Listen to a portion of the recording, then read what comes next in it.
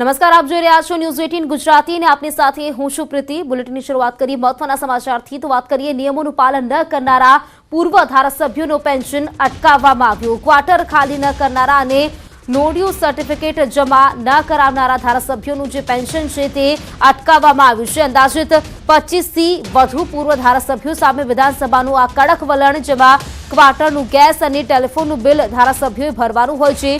ચૂંટણી જાહેર થયા બાદ ધારાસભ્યોએ ગેસ અને ટેલિફોન બિલ બાકી નથી તેવું સર્ટિફિકેટ જમા કરાવવાનું હોય છે। 25 થી વધુ પૂર્વ ધારાસભ્યોનો છેલ્લા 1 મહિનાનો પગાર છે તેને અટકાવી દેવામાં આવ્યો છે। તો ક્વાર્ટરનું બિલ બાકી નથી તેવું સર્ટી આપવું પડે છે, પરંતુ નહોતું આપવામાં આવ્યું, જેને કારણે તેમનું જે પગાર છે તે અટકાવવામાં આવ્યો છે।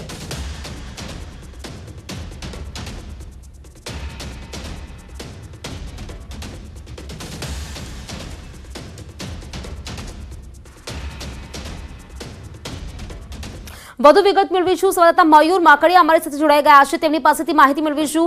મયુર, જે પ્રકારે વાત કરીએ કે જે ધારાસભ્યો છે, પૂર્વ ધારાસભ્યો, તેમની સામે કડક વલણ અપનાવવામાં આવ્યું છે, પેન્શન અટકાવવામાં આવ્યું છે, મામલો શું છે સમગ્ર?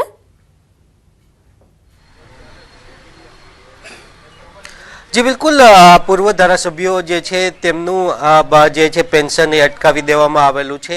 खास करीने जो बात करीए तो जे पूर्व धारासभ्यो छे तेमने जे नो ड्यू सर्टिफिकेट छे एनओसी ए आपवानुं होय छे ने तेनी अंदर जे धारासभ्यना क्वार्टर्समां तेओ रहेता हता तो तेनुं जे टेलिफोन बिल अने गैसनुं जे बिल छे ते तेमने भरपाई करवानुं होय छे।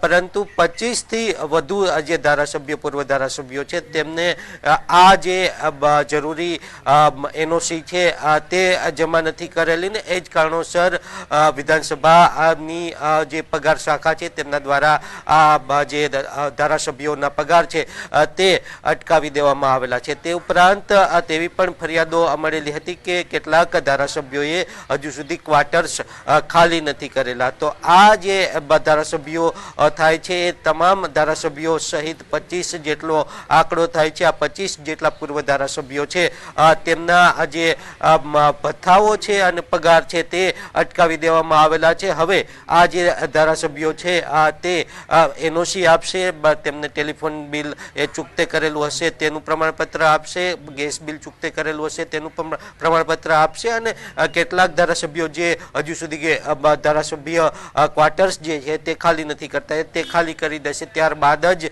तेमना जे पगार जे छे ते चूकता करवामां आवशे, तेमना जे भत्ता छे ते चूकता करवामां आवशे। नियम प्रमाणे जे छे विधानसभाए आ पगला लीधेला छे ने जेनी अंदर 25 जेटला पूर्व धारासभ्यो छे तेमना नाम सामे आवी रहेला छे।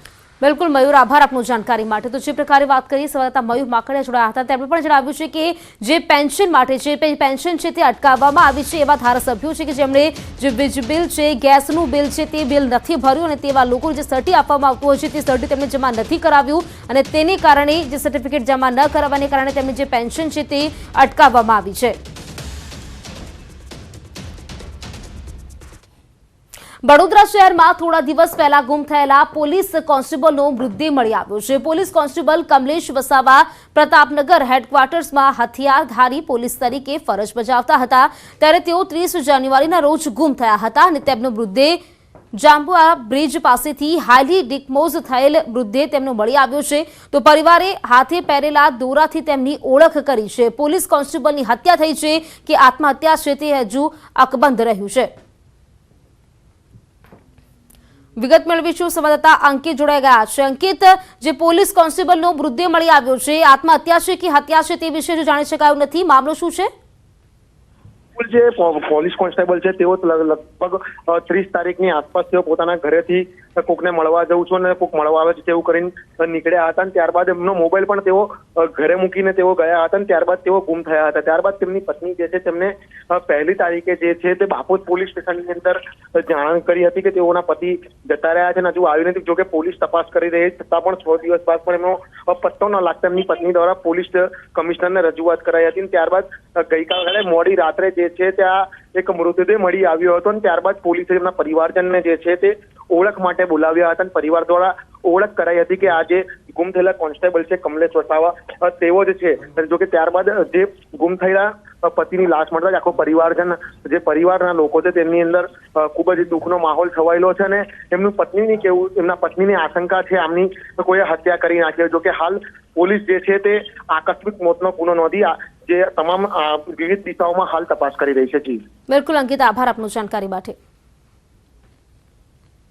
રોડ કનેક્ટિવિટીના અભાવે પ્રસૂતાને જોડીમાં લઈ જવા મજબૂર બન્યા ગ્રામજનો।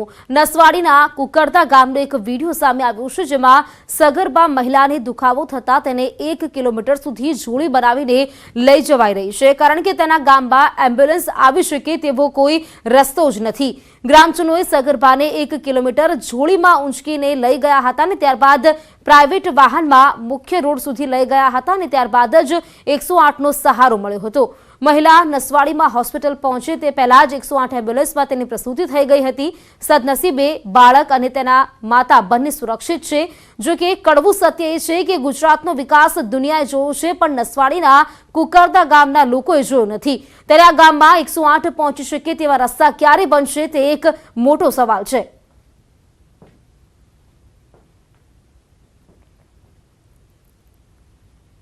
દુખાવો થયો પછી ખોઈ લાખીને લાવ્યા, પછી એક ગાડી કરીને લાવ્યા, પછી રસ્તામાં ગાડી ઊભી રહી, પછી 108 મેંથી લાવ્યા, પછી રસ્તામાં ખોડો ઉતરી ગયો। થી 1.5 કિલોમીટર જેટલા ઉસકીને લાવ્યા હતા અને ત્યાંથી પણ કંઈક વાહનની વ્યવસ્થા નહોતી હતી, 108 પહોંચી નહોતી શકતી। એના કારણે બોલેરો ગાડીમાં, પ્રાઇવેટ ગાડીમાં લગભગ 3 કિલોમીટરથી અહીંયા મેન ગામમાં સુધી અમે લાવ્યા। ધોરણ 10ના વિદ્યાર્થીઓમાં બોર્ડની પરીક્ષાનો ભય દૂર થાય તે હેતુથી અમદાવાદ જિલ્લા શિક્ષણ અધિકારીની અનોખી પહેલ।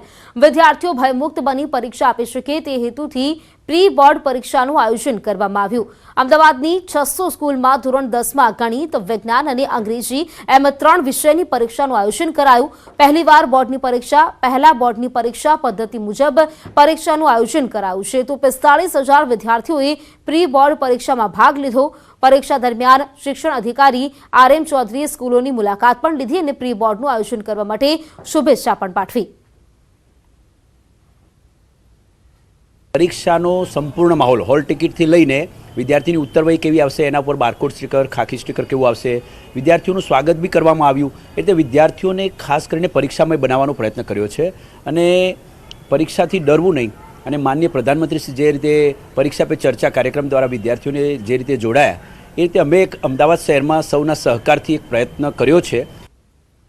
ભારતીય રેલવે દ્વારા એક અનોખી પહેલ કરવામાં આવી છે। ગુજરાતના સાંસ્કૃતિક અને આધ્યાત્મિક વારસાને દર્શાવવા માટે રેલવે ગરવી ગુજરાત પ્રવાસ શરૂ કરશે। આ પ્રવાસી ટ્રેન 28 ફેબ્રુઆરીએ દિલ્હીના સફદરગંજ રેલવે સ્ટેશનથી રવાના થશે। આ ટ્રેનને સરદાર પટેલના જીવનની પરિકલ્પના પર આધારિત એક ભારત શ્રેષ્ઠ ભારત યોજના હેઠળ તૈયાર કરવામાં આવી છે। આ ટ્રેન તમને ગુજરાતના હેરિટેજ સ્થળો અને યાત્રાધામોની મુલાકાતે લઈ જશે। ગરવી ગુજરાત ટૂર પેકેજમાં પ્રવાસીઓને statue of unity, Champaner, Somnath, Dwarka, Nageshwar, Bet Dwarka, Ahmedabad, Modhera અને પાટણ જેવા સ્થળો બતાવવામાં આવશે। તો આ પ્રવાસ 8 દિવસનો રહેશે। ત્યારે ટ્રેનમાં શું હશે ખાસ સુવિધા, સાંભળો IRCTCના CMD પાસેથી। गरवी गुजरात यात्रा ट्रेन की शुरुआत हो रही है। इस ट्रेन में क्या कुछ खास रहेगा, क्या सुविधाएं मिलने वाली हैं, हमारे साथ बात करने के लिए मौजूद हैं IRCTC की CMD रजनी हसीजा। रजनी जी, 28 फरवरी से जो ट्रेन शुरू हो रही है गरवी गुजरात यात्रा, इस ट्रेन को चलाने के पीछे का मकसद क्या है? IRCTC जो भारतीय रेल का एक उपक्रम है और extended arm of Indian railways है और कई सालों से हम जो है टूरिज्म पर अपना काम कर रहे हैं।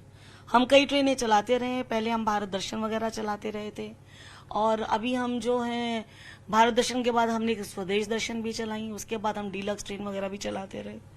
तो इस उपक्रम में भारत सरकार की एक नई पॉलिसी आई जिसमें उन्होंने भारत गौरव प्रक्रम के अंदर काफी सारी ट्रेनें जो हैं वो लीज पर दी। तो IRCTC ने एक अच्छी खासी फ्लीट ली है और IRCTC इस प्रकार जो है 1 साल में 350 के आसपास गाड़ियां चलाने जा रही है।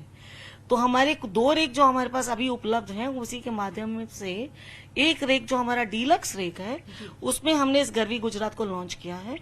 क्योंकि गुजरात जो है एक बहुत ही अच्छा डेस्टिनेशन है और जहां पर जाने के लिए लोग बहुत उत्सुक हैं। खाली आइटनरी और एंड मिलाने की जरूरत थी, जो हमारी टीम ने एक अच्छा प्रोडक्ट बनाया है और जो आपके सामने प्रस्तुत है। तो मैम, एक बार में कितने लोग इसमें सफर कर पाएंगे, क्या क्या खास सुविधाएं इसमें होंगी? एक बार में इस पूरी ट्रेन में 156 लोगों की कैपेसिटी है। इस गाड़ी में हमारे 2 डब्बे एसी 2 टायर के और 4 डब्बे एसी फर्स्ट के हैं और भविष्य में इसमें 2 एसी 3 टायर भी लगेंगे, तो इसकी कैपेसिटी और बढ़ जाएगी। वो भी हमें अलॉट हो गए और वो बनने की प्रक्रिया में है।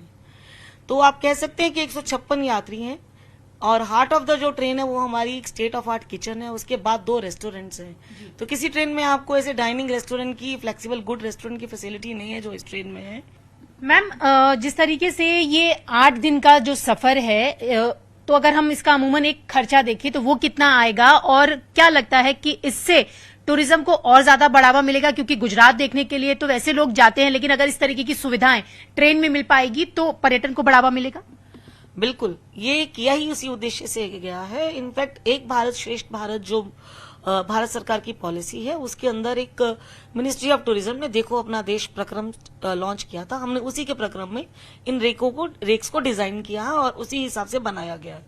ये टूरिज्म और पर्यटन को बढ़ाने के उद्देश्य से ही किया गया है। और जहां आप पैसे की बात कर रही हैं, तो एसी 2 टायर में सब कुछ इंक्लूसिव, जिसमें खाना पीना, खाना गाड़ी में, ट्रैवल ट्रेन का, होटल स्टे, क्योंकि बीच बीच में कस्टमर बोर हो जाता है तो उसे हम गाड़ी से उतार के होटल की भी सुविधा देते हैं और अच्छे होटल की 3 स्टार होटल की भी सुविधा दी गई है। और एक्सकर्शन, जो ऑन बोर्ड वहां ट्रैवल है, मंदिर का दर्शन, ये सब पूर्ण व्यवस्था की गई है। तो पूरा पैकेज जो है एसी 2 टायर का लगभग 52,000 का है और एसी फर्स्ट का ये 62,000 के आसपास का है।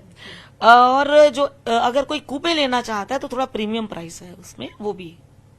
तो आप देख रहे थे कि आईआरसीटीसी की सीएमडी रजनी हसीजा जी बता रही थी और आपको बुकलेट भी दिखा दें कि अगर आप इस गर्वी गौरव यात्रा को करना चाहते हैं तो 28 फरवरी से ये शुरू हो रही है और यहाँ पर आप पर्यटन के तौर पर जाना चाहें या फिर आप भगवान के दर्शन करना चाहें, सोमनाथ के दर्शन करना चाहें, तो वो सारी सुविधाएं भी इसमें रखी गई हैं। और साथ ही साथ आईआरसीटीसी का मकसद है कि पर्यटन को बढ़ावा मिले, इसीलिए इस तरीके की जो ट्रेन्स हैं वो आईआरसीटीसी की तरफ से चलाई जा रही हैं।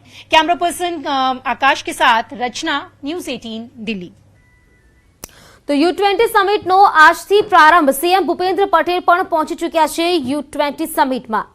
તો આ સીધા દ્રશ્યો મેં આપને બતાવી રહ્યા છે U20 સમિટમાં, જ્યાં મુખ્યમંત્રી ભૂપેન્દ્ર પટેલ અત્યારે પહોંચી ગયા છે। विकास के लिए एक मजबूत नींव का काम करेंगे। प्रधानमंत्री जी के दिशा दर्शन पर विकास रफ्तार को आगे बढ़ाते हुए हम सस्टेनेबल टाउनशिप और ट्विन सिटीज के माध्यम से अर्बन डेवलपमेंट में नए आयाम जोड़ रहे हैं। ये सभी प्रयास गुजरात में ईज ऑफ लिविंग को बेहतर बनाने का काम कर रहे हैं।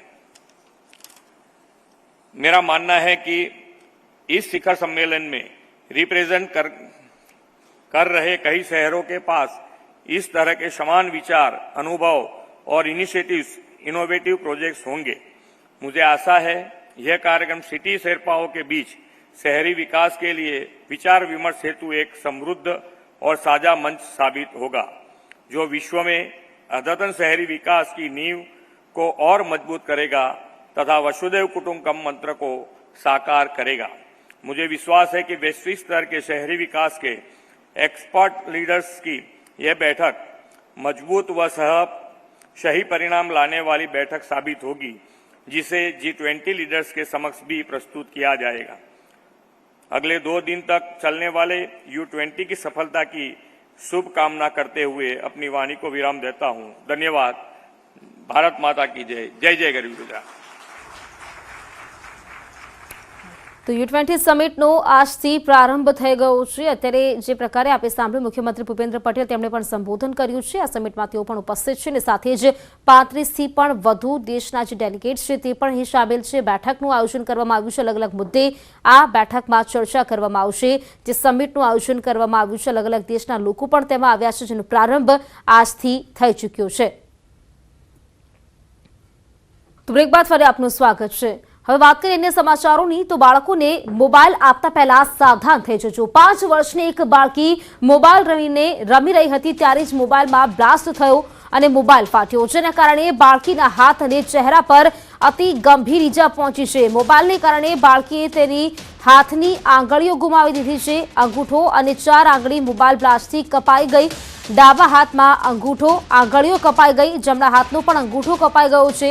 આ ઘટના રાજસ્થાનના બાડમેરની છે। ઇજાગ્રસ્ત બાળકીને હાલ સારવાર માટે ડીસા લાવવામાં આવી છે। મોબાઈલ બ્લાસ્ટથી માસૂમ બાળકીના શરીર પર એટલી ગંભીર ઈજાઓ પહોંચી છે, એટલી હદે શરીરમાં ઈજા થઈ છે કે તે વિચલિત કરી નાખનારા દ્રશ્યો છે તે અમે આપને સીધા જ દેખાડી શકીએ તેમ નથી।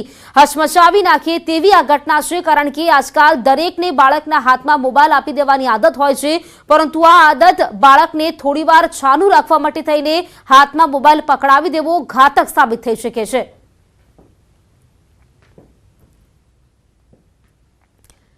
તો મોબાઈલ ફાટતા બાળકી ગંભીર રીતે ઘાયલ થઈ છે, પરંતુ ધ્યાન રાખવા જેવી જે બાબતો છે તે અમે આપને જણાવીશું કે ફોનને ક્યારે સંપૂર્ણપણે ડિસ્ચાર્જ ન થવા દો। મોબાઈલને રાતભર ચાર્જિંગમાં પણ ન મૂકવું જોઈએ। જે મોબાઈલ બ્લાસ્ટ થતા હોય છે તેના કારણો છે, રાત્રે મોબાઈલને ઓશિકા નીચે પણ ન રાખવું જોઈએ।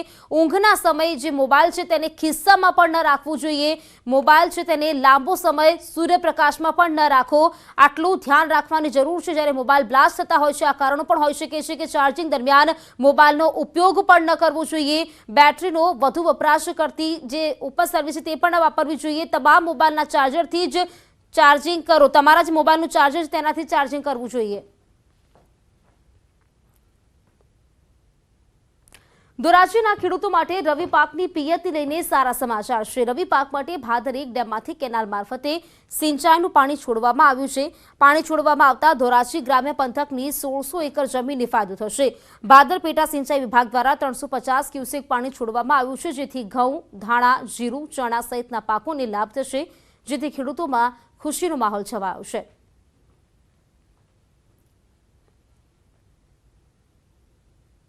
ગીર સોમનાથના વેરાવળ રેલવે સ્ટેશનની પાર્લામેન્ટરી બોર્ડની કમિટીએ મુલાકાત લીધી। રેલવે સ્ટેશને રેલવે બજેટમાં અમૃત યોજના હેઠળ સમાવેશ કરવામાં આવ્યો। કમિટીના સભ્યોએ યાત્રિકોને મળી પ્રતિભાવ જાણ્યા।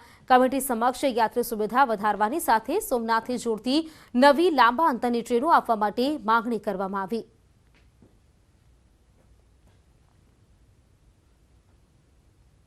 એએમસી કમિટીની બેઠક મળી। કમિટીની બેઠકમાં commercial property cheque return fee મામલે મહત્વનો નિર્ણય લેવાયો। ટેક્સ ભરતા સમયે આપવામાં આવતા ચેક રિટર્ન થાય તો કરવામાં આવતા દંડમાં ઘટાડો કરવામાં આવ્યો। અગાઉ 1000 અથવા ચેકની રકમના 5% પૈકી જે વધુ હોય તે લેવામાં આવતા હતા। મોટી રકમના ચેક રિટર્ન થવાના કેસમાં ઇરાદાપૂર્વક ભૂલ હશે તો નિયમ મુજબ કાર્યવાહી કરાશે।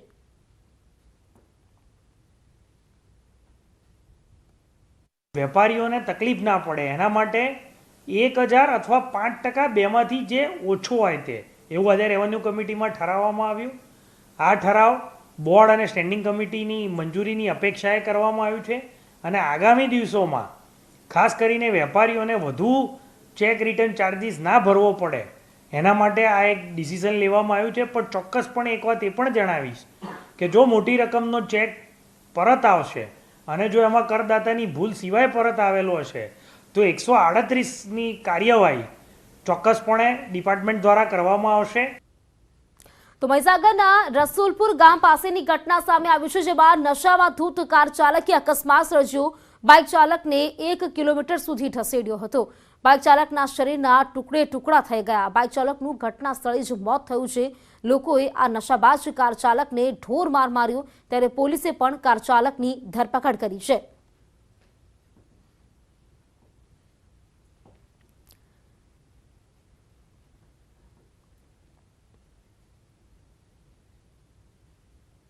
અમદાવાદ વસ્ત્રાપુર લેક પર થયેલ હત્યા મામલો, જેમાં હત્યા કરનાર આરોપીની ધરપકડ કરવામાં આવી છે। હત્યા કરનાર નેપાળનો રહેવાસી છે, તે સાયકો હોવાનું સામે આવ્યું છે। સાથે જ તે નેપાળ ભાગે તે પહેલા જ તેની ધરપકડ થઈ।